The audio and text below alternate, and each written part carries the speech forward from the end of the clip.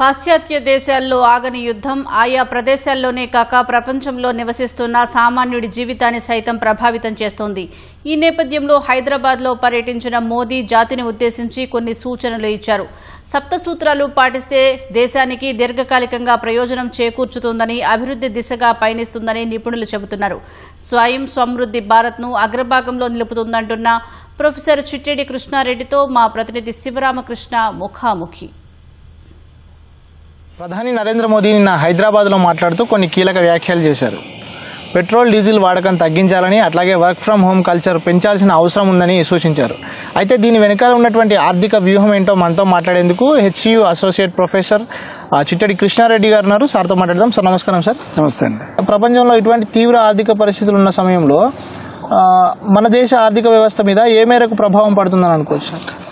నరేంద్ర మోడీ గారు చెప్పింది కరెక్ట్గా అండి. ఎందుకంటే ప్రపంచ దేశాల మధ్య ప్రత్యక్షంగా జరుగుతున్న యుద్ధమే కాదు, ఇవాళ పరోక్షంగా అనేక దేశాలు కూడా ఈ యుద్ధ వాతావరణం వల్ల ఇబ్బందులు పడుతున్న పరిస్థితి ఉంది. మిడిల్ ఈస్ట్ నుంచి భారతదేశమే కాకుండా అనేక దేశాలు క్రూడ్ ఆయిల్ కావచ్చు, లేదా మనకు మిగతా వస్తు సేవలను కూడా దిగుమతి చేసుకున్నటువంటి పరిస్థితి. వర్తక వాణిజ్యాలలో లోటుపాట్లు జరగడం ద్వారా వస్తు సేవల కొరత ఏర్పడుతుంది, ఉత్పత్తి తగ్గిపోతుంది.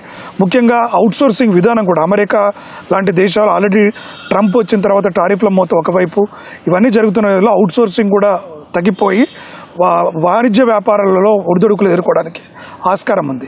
కాబట్టి దేశాల మధ్య ఇవాళ మనం భారతదేశం కూడా చూసుకుంటే క్రూడ్ ఆయిల్, బంగారం అత్యధికంగా దిగుమతి చేసుకుంటున్నాం. మన దిగుమతులలో ఇవే సింహభాగం.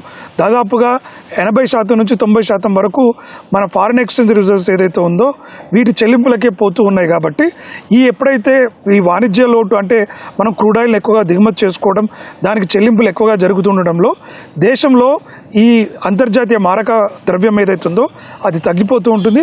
ఆ ప్రభావం దేశంలో ఉన్న అన్ని వస్తు సేవలపైన పడి అన్ని వస్తు సేవల ధరలు పెరిగే అవకాశం ఉంది. కాబట్టి భారత ప్రధాని నరేంద్ర మోడీ గారు మనకు అదే విషయాన్ని చెప్తారు. కేవలం ఇది ఒక 3 దేశాల మధ్య జరుగుతున్న యుద్ధమో మిడిల్ ఈస్ట్కే పరిమితం కాలేదు. ఇవాళ ప్రపంచ దేశాలన్నీ కూడా యుద్ధ వాతావరణం వల్ల క్రూడ్ ఆయిల్ యొక్క దెబ్బతినడం, హర్మోజ్ జలసంధి లాంటిది మూసివేతతో ప్రపంచ దేశాలన్నీ కూడా కుదేలైపోయి ఆర్థిక వ్యవస్థలన్నీ చిన్నాభిన్నం అవుతున్నాయి. వాటిని నిలబెట్టుకోవడానికి మనం జాగ్రత్తగా ఉండాల్సిన అవసరాన్ని దేశ ప్రజలను సన్నద్ధం చేస్తున్నట్టుగా మనం చూడొచ్చు. మధ్యతరగతి కుటుంబము ఆర్థిక ప్రణాళిక ఏ విధంగా ఉండాలి సార్? అంటే వివిధ ఖర్చుల నేపథ్యంలో ఆర్థిక ప్రణాళిక ఏ విధంగా ఉండాలి? మనకు అందుకనే నిన్న నరేంద్ర మోడీ గారు 7 సూత్రాలు, సప్తసూత్రాలు చెప్పినట్టుగా చూడవచ్చు. దాంట్లో ముఖ్యమైనటువంటిది కూడా మీరు అవసరమైతేనే వాహనాలు తీయండి, పెట్రోల్ డీజిల్లను కూడా వాడకం తగ్గించడం కోసం కావచ్చు, లేదా ఖర్చులను కూడా బంగారం కూడా 1 సంవత్సరం పాటు కొనుగోలు చేయకండి. అంటే అది మార్కెట్లో వస్తున్న ఒడిదుడుకులు కావచ్చు, మిగతా విషయాలు కావచ్చు. అంటే మనకు భారత ప్రధాని గారు చెప్తున్న మాటల్లో కూడా అనవసరమైన ఖర్చులు పెట్టకండి. అది పార్టీల విషయంలో రూపవచ్చు కావచ్చు, ఫంక్షన్ల రూపంలో కావచ్చు, ఏ రకంగానైనా కూడా ప్రజల అవసరాల మేరకు, ఈవెన్ వంట నూనెల దగ్గర కూడా మనం ఎందుకంటే అత్యధికంగా వంట నూనెలను దిగుమతి చేసుకుంటున్నాం. కాబట్టి ఇలాంటి వాటిపైన అన్నింటినీ ఖర్చులను తగ్గించుకుంటేనే కుటుంబం ఆర్థికంగా ఇబ్బందులు పడకుండా ఉంటుంది అనే విషయాన్ని వారి మాటల్లో మనకు చాలా స్పష్టం అవుతోంది. కోవిడ్ సమయంలో కూడా చూసాం. కోవిడ్లో భారత్ ఏ రకంగా ప్రజలు సన్నద్ధం చేస్తారో అదే దశలో ఇవాళ భారత ప్రధాని ఖర్చులను మితంగా పెట్టుకోండి, మీ కుటుంబాన్ని కాపాడుకోండి అని చెప్పేసి చెప్తున్నారు. కాబట్టి ప్రజలందరూ కూడా అవసరమైన మేరకే ఖర్చులు పెట్టుకోవాలి, కానీ అనవసర దుబారా ఖర్చులను తగ్గించుకోవాల్సిన అవసరం చాలా స్పష్టంగా కనబడుతుంది. స్వదేశీ సమృద్ధి సాధించడం ద్వారా మనము ఎంత మేరకు ఆర్థిక రంగాన్ని ఎట్లా బలోపేతం చేసుకోవచ్చు? ఇవాళ మనం చూసుకుంటే ప్రతి వస్తువు, ఒక కుటుంబంలో కానీ ఒక వ్యక్తి కానీ మన దగ్గర ఉన్న వస్తువులను పరిశీలిస్తే దాదాపుగా ఇతర దేశాల నుంచి మన దగ్గర కనీసం ఒక 10 వస్తువులను ఉంటాయి. అన్ని రకాల, జర్మనీ నుంచి కావచ్చు, చైనా నుంచి కావచ్చు, అమెరికా నుంచి కావచ్చు, ఇట్లా అనేక రకాలుగా మనకి వస్తున్న పరిస్థితి కనబడుతూ ఉంది. కాబట్టి అంటే విదేశీ వస్తువులు అది చీప్గా వస్తున్నాయనో లేకుంటే లో క్వాలిటీ అనో ఏదో రకంగా ప్రజలు వెళ్తున్నటువంటి పరిస్థితుల్లో ఆర్థిక వ్యవస్థ పైన ప్రతికూల ప్రభావం పడుతుంది. కాబట్టి ఇది 2 రకాల ఛాలెంజ్. ఒకటి, దేశంలో విలువైన నాణ్యమైన వస్తువులను ఉత్పత్తి చేస్తేనే ప్రజలు కూడా ఈ లోకల్ ఫర్ వోకల్ అనే నినాదానికి ముందుకు ఆసక్తి చూపిస్తారు. ఎప్పుడైతే ఆ వోకల్ ఫర్ లోకల్ ఉండదో ఉండాలి అన్నప్పుడు నాణ్యత లేదనుకో అవి రావు. కాబట్టి భారత ప్రధాని గారు అన్నట్టుగా కూడా ఇది కేవలం ఒక పార్టీ మేనిఫెస్టో కాకుండా ప్రజలందరం కూడా వస్తు సేవలను ఉత్పత్తి చేయడంలో కావచ్చు, అదేవిధంగా వినియోగించడంలో కావచ్చు, భారతీయ వస్తువులను తీసుకుంటే మనకు దేశభక్తి అంటే మరేదో కాదు, మన వస్తువులను మన దేశంలో తయారైన వస్తువులను గనక మనం డిమాండ్ చేయగలిగినట్లయితే, వినియోగించుకోవట్లయితే ఈ దేశంలో ఉన్న పారిశ్రామిక సంస్థలు, అది స్టార్టప్స్ కావచ్చు లేదా పెద్ద పెద్ద సంస్థలు కావచ్చు, ఆర్థికంగా బలోపేతం అవ్వడం వల్ల దేశంగా ఉన్నటువంటి ఉద్యోగాల కల్పన కావచ్చు, మనకు స్వదేశీ వస్తువుల ఉత్పత్తి ద్వారా ఆర్థిక వ్యవస్థ కూడా ట్రాక్లోకి వస్తుంది. ఇవాళ అనేక దేశాలు, అభివృద్ధి చెందిన దేశాలు చూస్తే అది చైనా కావచ్చు, జపాన్ కావచ్చు, మిగతా దేశాల ఆర్థిక వ్యవస్థలను చూసినప్పుడు కూడా స్వదేశీ వస్తువుల ఉపయోగాన్నే ఎక్కువగా వినియోగిస్తుండటం మనం గమనిస్తూ ఉంటాం. కాబట్టి భారతదేశంలో కూడా ఏదో అంటే ఇతర దేశాల నుంచి వచ్చిన ఇంపోర్టెడ్ వస్తువులపై ఉన్నటువంటి క్రేజ్తోని మనం అటు వెళ్లకుండా మన దేశంలో తయారవుతున్న వస్తువులని నాణ్యతగా చేసుకున్నట్లయితే ఈ భారతదేశం ఆర్థికంగా మరింత బలోపేతమై ఈ దేశంలోని ఉపాధి అవకాశాలు మెరుగవడానికి ఆస్కారం ఉంటుంది. దానికి సింబలే ఇవాళ ట్రంప్ అంటున్న కూడా అమెరికా ఫస్ట్ అనే నినాదంతో ఏ విధంగానైతే వెళ్తున్నారో భారతదేశం కూడా మనం సెల్ఫ్ రిలయంట్గా అవ్వాలి అంటే ఖచ్చితంగా మన వస్తువులని మనము తీసుకోవాల్సిన అవసరం అయితే కనబడతాం. సో ఇంకొకటి, మోదీ మాట్లాడిన దాంట్లో ముఖ్యమైన విషయం ఏంటంటే పెట్రోల్ డీజిల్ వాడకం తగ్గించాలి అని చెప్పిన మాట ఏదైతే ఉందో, అంటే ఇది భవిష్యత్తులో వచ్చే ఇంధన కొరతని ముందుగానే ఊహించి చేసిన హెచ్చరిక అని మనం భావించవచ్చా సార్? 100%. ఇప్పుడు ఎందుకంటే మనకు భారతదేశంలో చాలా రోజులుగా రెన్యూవబుల్ ఎనర్జీ పైన భారత ప్రభుత్వం ప్రయత్నాలు చేస్తూ వస్తుంది. అదేవిధంగా ఇంధనం కూడా అంతర్జాతీయంగా క్రూడ్ ఆయిల్ ఆల్మోస్ట్ డబుల్ అయిన పరిస్థితి చూస్తున్నాం ఈ యుద్ధం నేపథ్యంలో. ఒపెక్ కంట్రీస్ అన్నీ కూడా పూర్తి స్థాయిలో ఎక్కడ ఉత్పత్తిని చేసే పరిస్థితుల్లో కూడా లేదు. ఎందుకంటే కొన్ని దేశాల్లో అటు బాంబులు వేసి వాటిని ఆయిల్ ఉత్పత్తి కేంద్రాలపైన కూడా దాడులు జరిగిన నేపథ్యంలో అంతర్జాతీయంగా క్రూడ్ ఆయిల్ ధరలు భారీగా పెరగనున్నాయి. కాబట్టి భారత ప్రధాని మోడీ గారు ఒకటి, రాబోయే రోజుల్లో వీటి ధరలు పెరగవచ్చు, అదేవిధంగా అంతర్జాతీయ మారకం మనం యొక్క విలువను కూడా పెంచుకోవాలంటే, మనం రూపాయి విలువ రోజు రోజుకు పడిపోతున్నటువంటి నేపథ్యంలో దాన్ని కూడా బలోపేతం చేసుకోవాలంటే ఇది ఒక ఇన్స్ట్రుమెంట్గా ఇవాళ అనేక రకాలు ఈవీ వెహికల్స్, ఎలక్ట్రికల్ వెహికల్స్కి ఇటు రైల్వే వ్యవస్థలో కూడా చెప్పారు. నిన్న మోడీ గారు మాట్లాడుతున్నారు, రైల్వేలన్నీ కూడా రేపు రాబోయే రోజుల్లో ఎలక్ట్రికల్గానే వెళ్ళిపోతున్నాయి. ఇంకా ఏ రకంగా కూల్తో కానీ లేకుంటే డీజిల్తో కానీ నడిచేటువంటి ప్రక్రియ ఉండదనేటువంటి విషయాన్ని కూడా వారు స్పష్టం చేయడం జరిగింది. కాబట్టి అనేక వస్తువులను, కార్లు కావచ్చు, 2 వీలర్స్ కావచ్చు, ఇవన్నీ కూడా రెన్యూవబుల్ ఎనర్జీ పైన మనం వెళ్ళినట్లయితే భారతదేశం స్వయం సమృద్ధిగా ఉండడానికి ఆస్కారం ఉంటుంది అనేటువంటిది ప్రధానమైతే, రెండోది ప్రపంచంలో ఏర్పడుతున్నటువంటి క్రూడ్ ఆయిల్ కొరత కారణంగా పెరిగిపోతున్నటువంటి మనము ధరలను కూడా అదుపులో చేయాలంటే ఈ ప్రత్యామ్నాయము చాలా కీలకమైనటువంటిదిగా మనము చూడవచ్చు. సో ఈ వర్క్ ఫ్రమ్ హోమ్ అట్లాగే మీటింగ్స్ ఫ్రమ్ హోమ్ అనే కల్చర్ గురించి ఆయన మాట్లాడారు. మళ్ళీ ఒకసారి కోవిడ్ టైంలో చేసినట్టుగా మళ్ళీ చేయాలని అన్నారు. దీని వెనక ఉన్నటువంటి ఆర్థిక వ్యూహము అట్లాగే ఇంధన వ్యూహం ఏంటి సార్? ఆర్థిక వ్యూహం అంటే ఒకటి, మనందరికీ కూడా తెలుసు, ఈ రోజుల్లో జోహో కార్పొరేషన్ వచ్చిన తర్వాత కూడా ఒక మోడల్ సెట్ అయింది. దేశంలో పెద్ద పెద్ద కార్పొరేట్ బంగ్లాలతో అద్దాల మెడలు లేదా అలాంటి వ్యవస్థను కాకుండా చాలా సింపుల్గా ఒక ప్రకృతిలో, నేచర్లో కార్యక్రమాలు చేసుకునే విధంగా ఐటీ కంపెనీలు కూడా సర్వీస్ సెక్టర్ చేసుకునే విధంగా ఇవాళ మనకు టెక్నాలజీ అందుబాటులోకి వచ్చింది. కాబట్టి ప్రజలందరినీ కూడా మీరు వర్క్ ఫ్రమ్ హోమ్ చేసుకునే విధంగా ప్రయత్నం చేసినట్లయితే రోడ్లపైన ట్రాఫిక్లు కావచ్చు, అదేవిధంగా ఇంధనం ఖర్చులు తగ్గుతాయి, అదేవిధంగా డబ్బుల ఖర్చుయే కాకుండా ఇంధన పొదుపు కూడా జరుగుతుంది.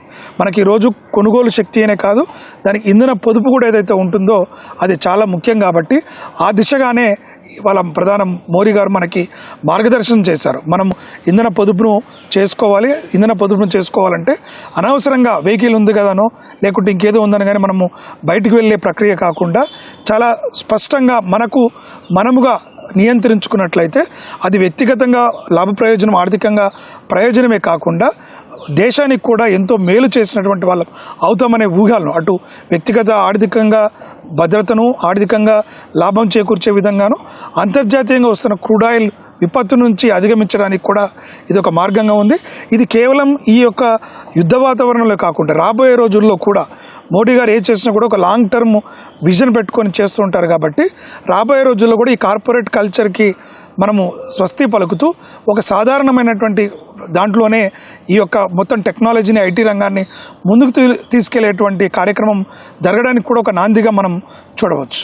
ఎప్పుడైతే అంటే బంగారాన్ని ఆభరణంగా మధ్యతరగతి వాళ్ళు భావిస్తుంటే ఉన్నత ఆదాయ వర్గాలు ఎట్లా వాటి పెట్టుబడిలాగా చూస్తుంటారు. కాబట్టి సో బంగారం కొనడం ఆపేస్తే అంటే పెట్టుబడి పెట్టాలనుకున్న వాళ్ళకి ప్రత్యామ్నాయ మార్గాలు ఉన్నాయి. అట్లాగే బంగారం కొనడం ఆపడం అనేది అది ఎంతవరకు సాధ్యమయ్యే అంశంగా భావిస్తున్నారు? ఇవాళ బంగారం విషయం చూసుకున్నట్లయితే చాలా మంది మీరు అన్నట్టుగా పేద ప్రజల దగ్గర నుంచి బాగా సంపన్న వర్గాల వరకు పేద ప్రజలకు కూడా అదొక రిస్క్ ఇన్సూరెన్స్ లాగా పనిచేస్తుంటుంది.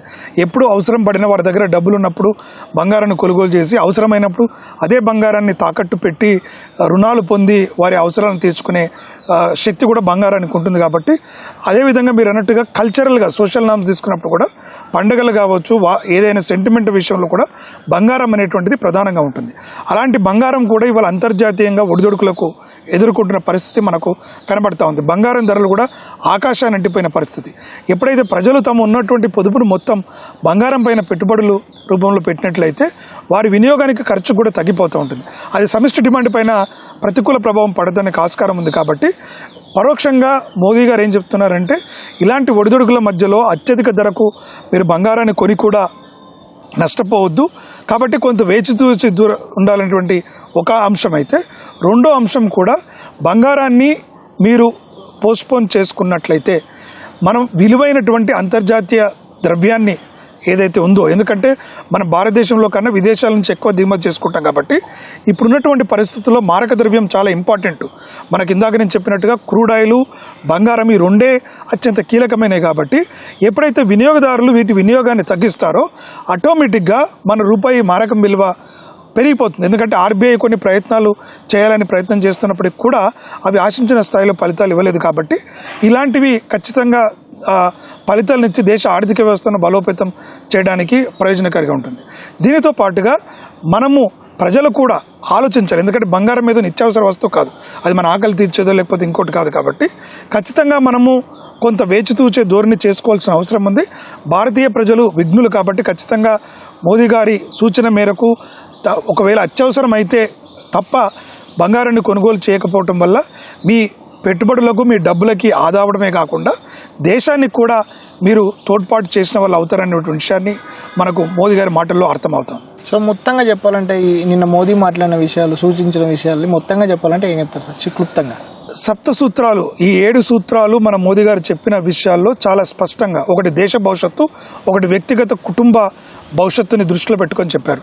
మనం వ్యక్తిగత ఆర్థిక భరోసా విషయం చూసుకున్నట్లయితే అనవసరపు ఖర్చులు వద్దు, ప్రకృతిని విధ్వంసం చేసే చర్యలకు ఉద్వాసన పలకాలి. అది ట్రాఫిక్ అంటే వెహికల్స్ వాడటం వల్ల CO2 ఎమిషన్స్ కావచ్చు, గ్లోబల్ వార్మింగ్ కావచ్చు, లేదా ఇంధనం వాడకం జరుగుతుంది. కాబట్టి ఇవి బంగారం పైన కావచ్చు, ఇట్లాంటి వాటిపైన వంట నూనెల వాడకంలో విషయంలో కావచ్చు, ఇవన్నింటినీ పొదుపుగా జాగ్రత్తగా మాట్లాడితే ఖర్చు పెట్టుకున్నట్లయితే ఈ కష్టకాలంలో కుటుంబ ఆర్థిక పరిస్థితి బాగుంటుంది. ఎప్పుడైతే కుటుంబ ఆర్థిక పరిస్థితి బాగుంటుందో దేశ ఆర్థిక భవిష్యత్తు బాగుంటుంది.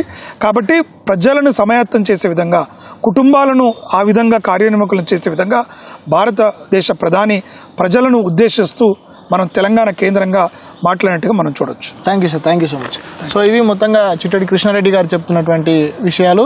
మోదీ సూచించినటువంటి సప్తసూత్రాలని ఖచ్చితంగా జీవితానికి అన్వయించుకోవాలని, అట్లాగే బంగారం కొనుగోలు విషయంలో కొంత వేచి చూసి తర్వాత కొనుగోలు చేయాలని చెప్తున్నారు. అట్లాగే దీంతోపాటు స్వదేశీ సమృద్ధి సాధించాలంటే మనం లోకల్ ఫర్ వోకల్లో నాణ్యమైన వస్తువుల్ని ఉత్పత్తి చేయడమే శ్రీరామ రక్ష అని చెప్తున్నటువంటి పరిస్థితి. కెమెరామెన్ బాలాజీతో Sivaramakrishna Prasad, ETV news, Hyderabad. Over to studio.